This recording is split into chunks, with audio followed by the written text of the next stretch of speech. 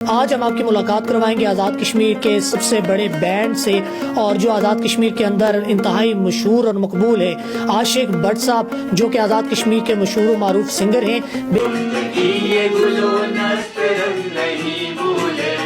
हसीन फूलों की वो अंजुमन नहीं भूले, हसीन फूलों की वो अंजुमन नहीं भूले।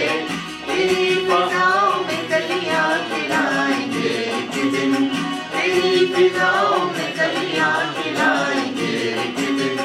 मेरे वतन तेरी जन्नत में आएंगे एक दिन, मेरे वतन तेरी जन्नत में आएंगे एक दिन।